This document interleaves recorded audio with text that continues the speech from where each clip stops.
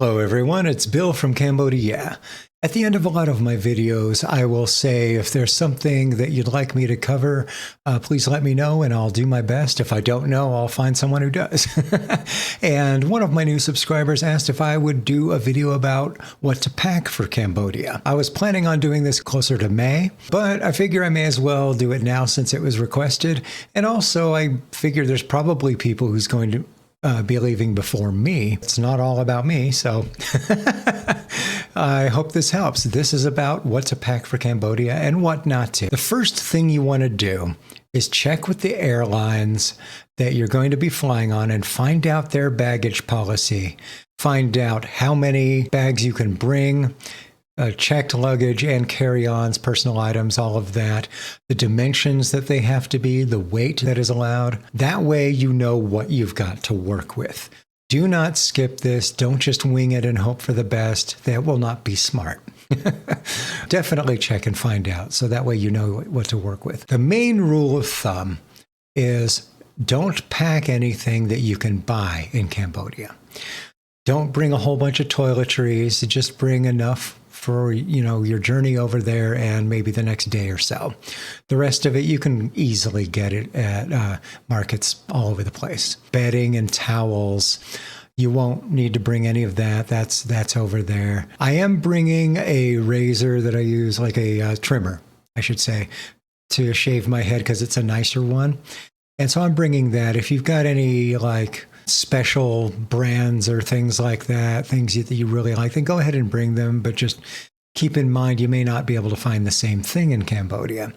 But maybe in Phnom Penh, or take a trip over to Bangkok or something like that. Anything valuable, especially electronics, jewelry, stuff like that, put in your carry-on, especially if you're coming from the United States, because I don't know how it is for other countries, but our TSA, they are known for theft, and they are known for kind of really throwing your bags around and everything like that. So, I mean, if you think what you're packing in there can sustain being chucked around and surviving a 6-foot drop, well, also consider whether or not you want them to be stolen. I'm actually bringing a PlayStation 5. And the way I'm going to be packing it is I'm going to take the side panels and the base off of it and put those into my checked luggage. And then the innards there, which are fairly heavy, I'm going to put that wrapped in a towel into my carry-on. That's one way to do that. Musical instruments. It really depends on the airline. In America, there's a law that they have to accept a musical instrument as a carry-on, like a guitar or something like that. That's not the case in every other country, though. Singapore Airlines is what I'm taking. If I bring a full-size guitar, I'm going to have to check it. And I really don't want to do that. That makes me nervous. If it's something smaller, like if it's like a violin, then you can bring it as a carry-on, but it will count as your carry-on. Anything kind of between like a guitar and a violin, you probably have to purchase an extra seat for. But that's Singapore Airlines. You'll want to check with your airlines to find out what their policy is. Clothing. Only bring maybe 3 changes of clothes and another change of clothes for something nice in case you get invited to a wedding. Other than that, you're going to be able to get all kinds of clothes there. The only caveat there is if you're pretty large, then it's going to be more difficult to find clothes your size there. I have found this out the hard way because last time I was there, I was bigger than I am now. And I had a harder time finding decent shirts my size. And when I went to Thailand about 15 years ago when I was a lot bigger, I couldn't find anything my size. So just a word to the wise, depending on your dimensions, figure out how much you want to bring. But if you're average or smaller size, you're going to be able to find pretty much everything. So, bring shoes, bring a pair of flip-flops and a pair of trainers or something like that. And I'm also bringing, I have a nice pair of hiking boots, so I'm just bringing those because I'm probably going to be just doing some exploring. Make sure your clothing is of light fabrics because denim gets really surprisingly heavy when you're all sweaty and it's humid and everything like that. You want light clothes. Also, I know that my wardrobe is basically it consists of pretty much black clothing. I don't suggest bringing black clothing to Cambodia for two reasons. One, it's really hot and black absorbs all that heat. And two, they were forced to wear all black during the Khmer Rouge. So if they see someone wearing all black, that could bring up some bad memories. So it's just a good idea just not to bring black clothing so much. So try to bring lighter clothing, and both in color and in weight or thickness. Undergarments, socks, easy to get there. You will not need cold weather clothes. Like bring a hoodie for the airplane and the airports, and maybe if you're going to go to more higher elevation places sometimes. Other than that, you are never going to need like a jacket. You just won't, or a sweater or anything like that. Umbrellas and rain ponchos you can get there pretty easily. If you want to bring a more sturdy rain poncho, not a bad idea, but you can get flimsy, cheap ones all the time there if just at work and do the job. Plug adapters. Now, I have about 3 or 4 of these. One side is the American 3-prong. On another side there's a 2-prong. And then, as you can see, the Cambodian side, it's 2 round prongs. And so that's what they use there. It's 230 volt. So I have a few of those. I have one that's USB to the Cambodian plug. And I also have this universal plug where this part of it, this side is where you can plug pretty much every kind of plug in. Here's a Cambodian one. Bam, goes right in. I've got an American one right here. Goes right in. So pretty much plugs from just about anywhere can go into this side. And then on the other side, you've got an American 2-prong plug. You've got, I'm not sure what country uses these, but they're like flat rectangular plugs. And then in the middle, there's the Cambodian plug. So that's very helpful. Power bank is a good idea to have. This one has a solar panel, as you can see right here, and it has lights on this side.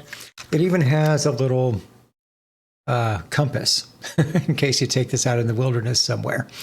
And you can charge it up and use it to charge your devices with 2 USB and 1 USB-C thing right there. So, pre-charge this thing and bring it on the plane with you, and then you can just plug it in, plug your phone, your laptop, whatever in here, and have extra power. And it's also nice if you're in Cambodia, you're going to be working with your laptop elsewhere, something like that.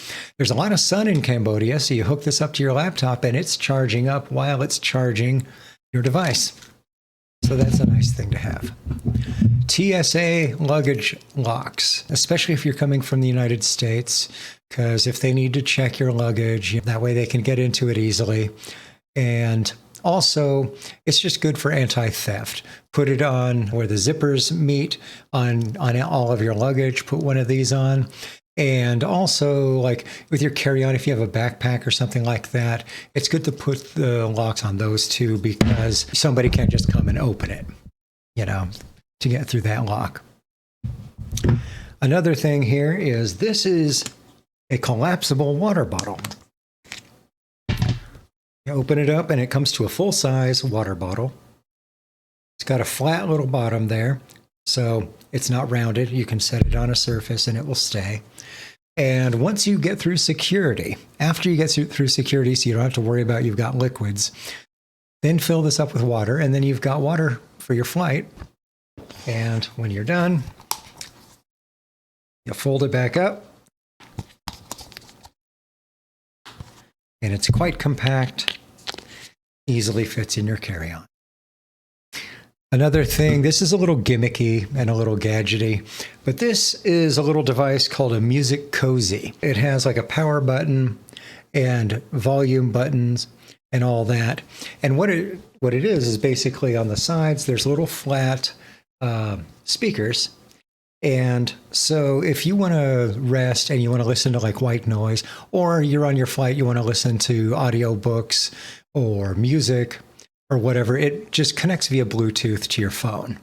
And so you can adjust it there. And so this will look a little funny, but if you're just, sitting in your seat and you want to listen to stuff, whatever, or when it comes time to rest, it works as an eye cover. And bam, you're listening to white noise or soft music or whatever. It's a pretty cool little thing. All this stuff you can get on Amazon, by the way. And then an inflatable neck pillow. This one's all nice and velvety.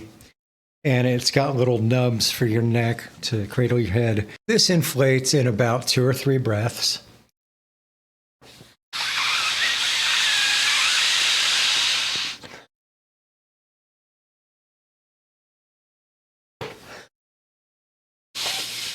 There, fully inflated.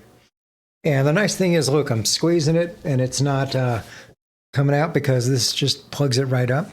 And you got the little nubs right here for your neck. So you put it on and then it cradles your head and you're not all like that. It holds your head up and you can rest. Then when it comes time to deflate it, you just push in.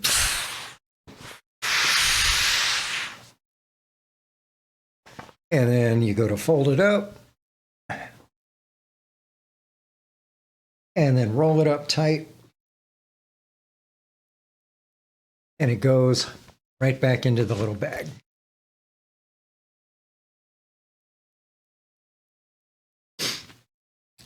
And so there you go. Not difficult. I definitely recommend a crossbody bag. It's better than having something that's over one shoulder or a bum bag that goes around your waist or something like that. It keeps everything right up front here, and it's hard for people to get to it. And it's also like great for everyday use in Cambodia, because if you're carrying money in your pocket, it's going to get like soggy because you're sweaty. It's a great place to just keep your wallet and your money, your phone. If you go around and like you're going to be taking footage or something, you got a little tripod or something like that, or a gimbal, you can keep it right there and you're just always ready. And you'll see a lot of people carrying those around, and it's just a good way to keep everything, keep your sweat off of everything. And it's just a really secure way to carry things. It's really hard to pickpocket a crossbody bag. So that's a really good thing to have.